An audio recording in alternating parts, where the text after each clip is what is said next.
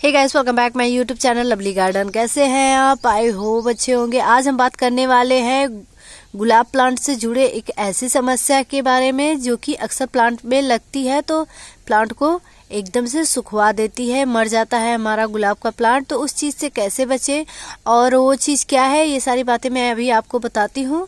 तो गाइस, वो है प्रूनिंग करने के बाद जो डी बैग की समस्या लग जाती है, जो हमारी पूरी की पूरी ब्रांच सूख जाती है। अलग से अगर कोई हरी ब्रांच निकलती है तो ठीक, वरना हमारा पूरा प्लांट खराब हो जाता है। तो ये समस्या बहुत लोगों के साथ हो चुकी है, बहुत लोगों के साथ हो रही है, और इस प्रॉब्लम से कैसे बचा जा सकता है, ये सारी बातें मैं आज आपको इस वीडियो में बताने वाली हूँ। तो गाइस, वीडियो को एंड तक देखिएगा। साथ ही साथ अगर आपने हमारे चैनल लवली गार्डन को सब्सक्राइब नहीं किया है तो प्लीज सब्सक्राइब कर लीजिए।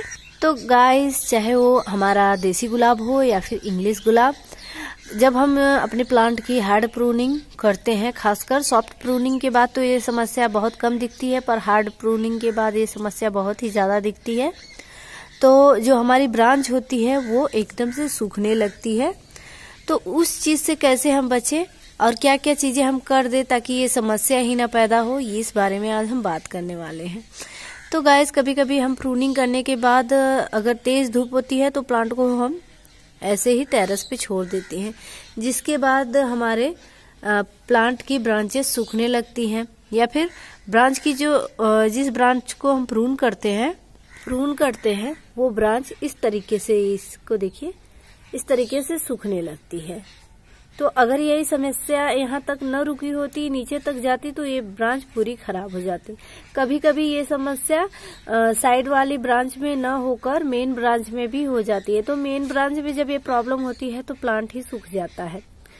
तो जब हम इस तरीके की प्रूनिंग करें तो उस पे नेल पेंट या फिर मोमबत्ती गरम करके उसे पिघलाकर उस एरिया को ढक देना चाहिए, ताकि ये पूरी सूखते हुए नीचे न आए, इस पे पानी अंदर तक न जाए, ना ही सूर्य की रोशनी अंदर पास हो सके, ताकि ये ड्राई न हो, ग्रीन रहे और हमारा प्लांट बचा रहे। रोज प्लांट में बहुत सारे ऐसी चीजें होती हैं जो कि रोज प्लांट को एकदम से सुखवा देती हैं। बहुत प्रूनिंग करने के बाद डी बैग की समस्या हो, चाहे फिर प्लांट पॉट में लगाने के बाद ड्रेनेज सिस्टम अच्छा ना हो, लेकिन अगर सारी चीजें ठीक ठाक बन भी गई और प्रूनिंग करने के बाद ये समस्या आए और हमारा प्लांट सूख जाए तो हमें बहुत ही ज्यादा निराशा होती है।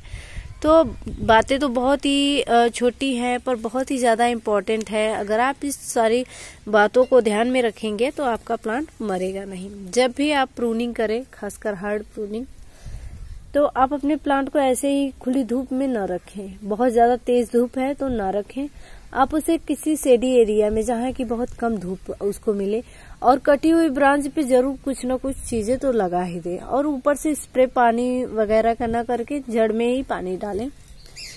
और बहुत सारे ऐसे प्लांट होते हैं जिसे कि ऊपर से कट करने के बाद उस एरिया को कवर करना बहुत ही ज्यादा जरूरी होता है, जैसे अडेनियम वगैरह, वरना वो सॉफ्ट ब्रांच वाले होते हैं तो वो गलने लगते हैं। तो ये तो सॉफ्ट ब्रांच होता नहीं है, हार्ड ब्रांच होता है, तो ये सूख जाता है और सूखता है। कभी कभी साइड की ब्रांच प्रून करने के बाद सूख जाती है, तो कभी कभी मेन ब्रांच ही सूख जाती है। तो सबसे ज्यादा नुकसान हमें तब होता है जब मेन ब्रांच सूखती है। और ये इंग्लिश और देसी रोज हर किसी में हो जाता है।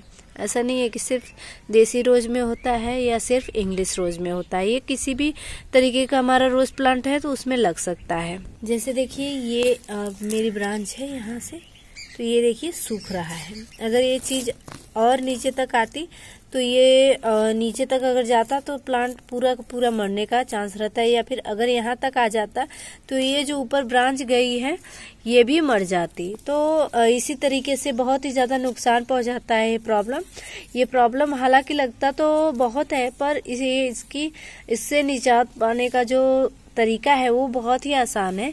यही सारी बातें अगर आप ध्यान में रखेंगे, कभी भी अपने रोज प्लांट की प्रूनिंग करने के बाद ब्रांच को खुली नहीं रखेंगे या फुल सनलाइट में नहीं रखेंगे, तो आपका प्लांट कभी भी डी बैग की प्रॉब्लम से नहीं जूझेगा। और मुझे भी कभी कभी लगा कि इसको कर देना चाहिए बंद, ऊपर से। तो मैं कुछ न लगाकर नेल पेंट लगा देती हूँ, जो कि आसानी से घर में मिल जाता है, नेल पेंट, मोमबत्ती, और ये बहुत ही इस प्रॉब्लम को लगने नहीं देता है। और जब कटिंग लगाएं तो कटिंग के ऊपर वाली शाखा पे भी इसी तरीके से लगा दें, ताकि आपकी कटिंग सूखे ना। तो गाइस, होप करती हूँ कि आपको हमारा ये वीडियो जरूर अच्छा लगा होगा। वीडियो हालांकि तो वीडियो में बताए गए सारी चीजें तो बहुत ही ज्यादा आसान है, पर आपको इससे बहुत ही ज्यादा फायदा होगा। बातें चाहे कितनी भी आसान हो, मुश्किल हो, उससे कोई फर्क नहीं पड़ता है। फर्क इस बात से पड़ता है कि क्या ये हमारे प्लांट के लिए अच्छी हैं। तो जो भी चीजें मैंने आपको बताई वो आपके प्लांट के लिए बहुत ही ज्यादा अच्छी हैं। ये मेरा रोज का फूल बहुत ही पुराना हो चुका था, तो इसकी पंखुड़ियाँ आधा आप देख रहे हैं गिर चुकी थी, तो मैंने पूरा हटा दिया और इसी में डाल दिया। तो बहुत ही लार्ज साइज का था ये फूल। अभी इस पे ये वाली बर्ड खिलेगी और बहुत सारी प्रूनिंग करने के बाद नई नई ब्रांच आई है। तो इस तरीके के जब आपके प्लांट इस कंडीशन पे हो कि नए नए ब्रांच आ रहे हैं, नए नए सूट आ रहे हैं, तो उसमें आप थोड़ा सा फर्टिलाइजर ऐड करते रहिए हफ्ते हफ्ते में, 15-15 दिन पे, एक महीने पे। छोड़ना नहीं चाहिए वैसे बिना खाद पानी के प्लांट को। पानी तो अक्सर हम देते हैं, पर खाद भी हमको दे देना चाहिए। साथ ही साथ मैं 15 या फिर 1 महीने का टाइम बनाई हूँ, प्लांट को एसिडिक चीजें डाल देती हूँ। एसिडिक एक अलग चीज है जो कि रोज प्लांट के लिए बहुत ज्यादा जरूरी होता है, और एल्कलाइक एक अलग चीज है जो कि रोज प्लांट को नहीं चाहिए।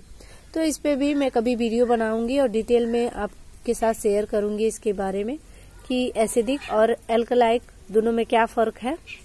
तो गाइस, नेक्स्ट वीडियो में फिर मिलेंगे, तब तक के लिए bye, have you nice day.